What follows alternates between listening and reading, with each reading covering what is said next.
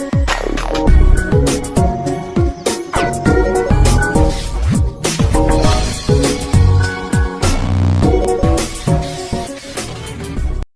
good day mga ka-techs. It's me Rams Tech. So welcome to my channel.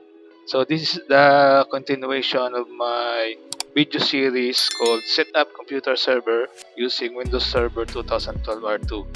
So doon sa part 2 na ituro ko na sa inyo yung paano ang paggawa ng user account at saka yung paggawa ng folder redirection. So dito sa part 3 ituturo ko naman kung paano pag set up ng remote desktop, okay, and pag-share ng printer. Okay? So hindi ko na papatagalin mga ka-tech. So let's do it. Okay. So ang una nyong gagawin mga ka-tech, so kailangan meron na kayong user account. So example, meron ako ditong ginawang account. So ilalagin ko siya. Nagawa ko na siya, no?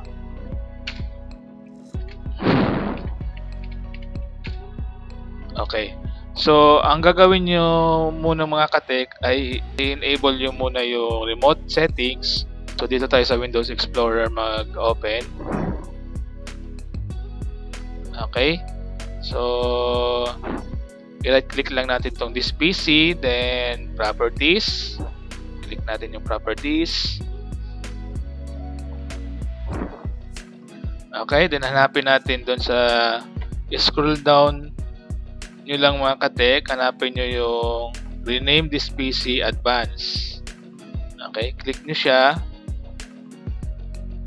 and ita-type natin syempre yung administrator and yung password. Yan, okay. So pagdating dito mga ka-tech, hanapin nyo lang yung remote. So may makikita kayo ditong remote. So kailangan naka-allow siya. So in this case, do not allow. So i-allow ko siya. Okay, then i-click ko itong select user.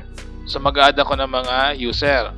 So i-check ko muna dito sa server kung ano yung mga nagawa ko ng mga user. So i-check ko siya dun sa Active Directory users and computers. Okay, so click ko. So meron ako dito mga ka-tech na dalawang organizational unit, yung itong CSS grade 12 and yung faculty. So lahat itong lahat itong apat na user ay dapat i-add natin siya para lahat sila makapag remote. Okay? So try ko tingnan kung ano yung login name nito mga ka-tech. So ang login name nito ay Jean. Okay, so i-add ko dito. Click that. Mag-click ako dito sa client. Okay. Then GIN. Check names. Okay, then click OK. Okay, yung isa naman na user. Okay. So then i-add nyo rin si administrator. So type lang nyo add AD, then check names. So yan, lalabas na dyan si administrator, then click OK, then click OK. So dapat naka-allow siya mga ka-tech, then apply, click OK. Okay. Sa server, gagawin nyo rin dito sa server. So search nyo na lang. Okay. So dito na lang sa this PC, properties. Okay, then dito makikita nyo dito sa server remote settings. So i-click nyo yan, then naka-allow naman siya. So i-select user na lang ako, then mag-add ako ng mga user. Same nung ginawa natin doon kay client. And last si administrator, AD, check names, click OK, then click OK. Okay, click OK. So lahat lang OK. So ngayon, in order na ma-remote natin yung client, kailangan tanda natin kung ano yung IP address ni client at kung sino yung kung sino ngayon yung naka-login. So for example, dito sa client ko, naka-login si Analisa. So ito yung i-remote natin. Then i-check ko muna kung ano yung IP address. So type tayo ng CMD. Then type tayo sa CMD ng IP config para malaman natin yung IP address. So 192.168.0.10. Okay? So dito sa server, ang gagawin nyo, for example, mag-remote si server, i-remote ni server si client. So ganito yung procedure niya mga ka-tech. So i-click nyo lang yung remote settings, search nyo lang dito, okay, remote desktop.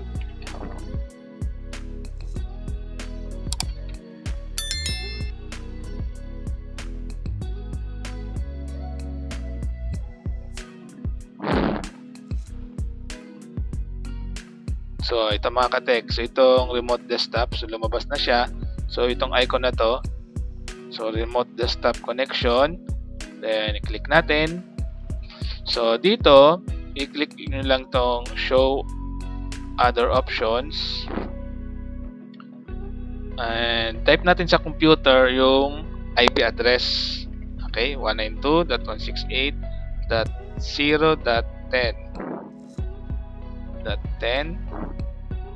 Then sa username, i-check natin, i-type natin yung logon name. Okay, so Ana. Since si Analisa, yung account na Analisa yung nakalagin dito sa client ko. Okay, so then i-click lang natin yung connect. Then i-type natin yung password ni user account, ss-28k23. So hintayin nyo lang na mag-connect si server doon kay client.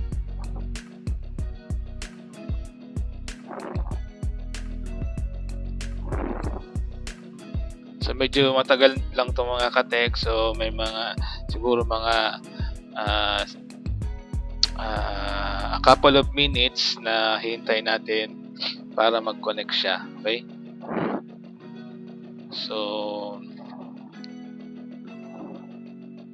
So pag nakita nyo na to na remote desktop connection na may parang warning, okay? So i-click nyo lang yes.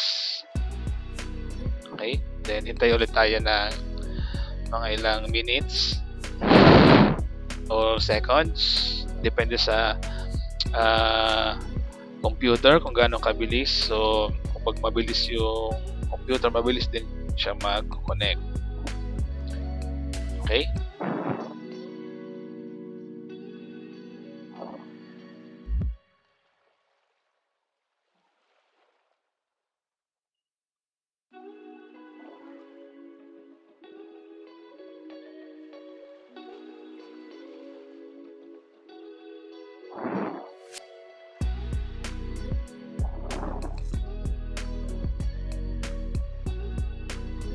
Okay, so automatic yan mga ka-tech, magla-log off si client and yung desktop ni client makikita na siya doon sa server. Okay, so kung makikita nyo ngayon sa server, naka-open na yung desktop ni client, but yung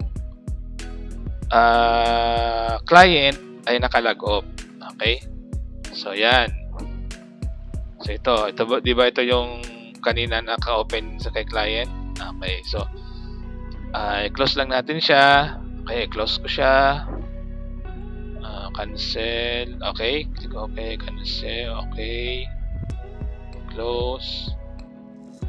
Okay, try natin na palitan ng wallpaper. Okay, para to prove na remote ni server si desktop. So palit tayo ng wallpaper. Okay, select lang ako dyan. Okay, so kung magdi-disconnect na kayo mga ka-tech, i-click nyo lang to sa taas na may X close. Okay, then you will your remote session will be disconnected. So click OK. So ngayon, ilagay natin si client. Tingnan natin kung napalitan na yung wallpaper niya. Yan, okay? So, yan mga ka-tech. So, napalitan na yung wallpaper ni client. So, ganun lang mga ka-tech ang gagawin nyo sa lahat ng mga user account. Same procedure lang mga ka-tech. Okay? Susunod ko naman na ituturo ngayon ay yung pag install ng printer sa server. So, at yung pag-deploy. So, open lang tayo mga ka-tech ng server manager and i-click natin yung tools and hanapin natin yung print management. Okay, click natin.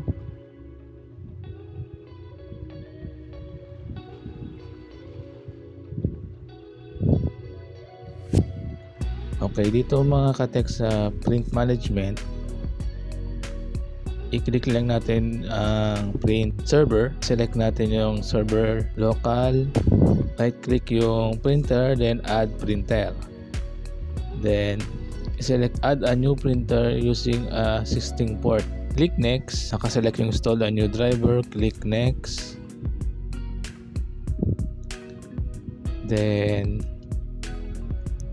so pili tayo dito mga ka-tech, for example Canon. So pili tayo dito ng printer model.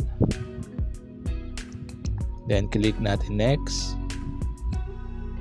Then so dito kahit hindi na natin i-rename, so i-click na lang natin yung next.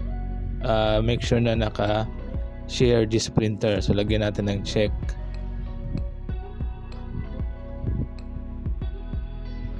Then click next. Then click next.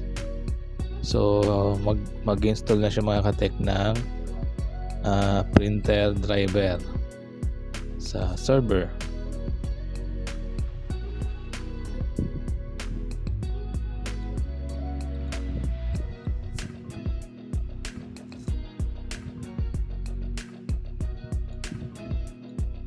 Okay, so pag natapos na yung pag-install ng driver ng printer, so click finish. Then click natin yung printers, then hanapin natin yung printer na na-install. Then right click properties.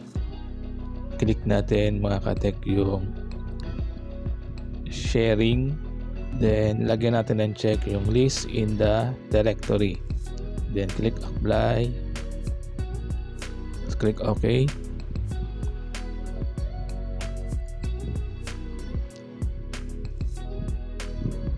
Then right click ulit, then hanapin natin yung deploy with group policy.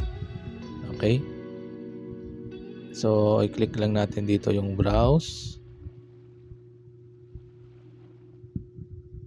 Then i-select natin yung default domain policy.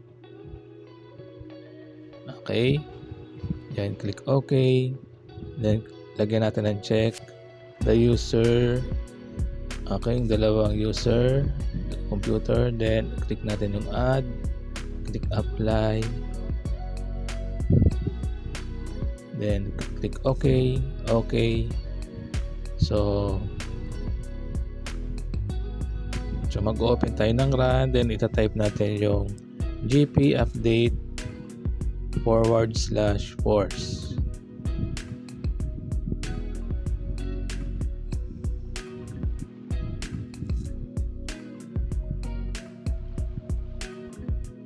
So yan mga ka-tech, so completed na, successful yung update, IP update. So punta naman tayo sa client PC.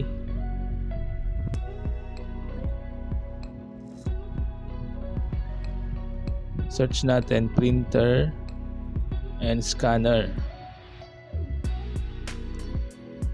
Then click natin.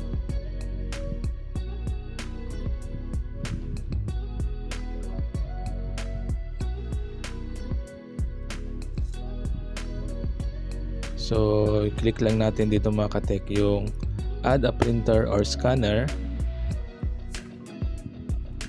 So once na na-click natin yan, magse-search yan ng printer. So ang masa-search niya mga katek yung dineploy natin doon sa server. So yan ang mga katek. So may kita natin dyan Canon Inkjet 0347. So yan yung in-install natin na printer sa server. So para ma-add natin yan, so i-click lang natin yung printer, then click natin yung add. So yan mga katek, so nag-add na siya. So yan, so ganyan mga katek, so na-add na from css.local yung nandun sa domain na server. So yan, kung makita natin sa deployed printer, so na-add na siya. Merong nang na-deploy si server ng printer doon kay client. Okay? So that's it mga katek. So madali lang mag-add ng printer at saka mag-remote desktop sa Windows Server 2012 R2. So I hope meron kayong natutunan mga katek. So see you on my next video mga katek. So keep safe and God bless.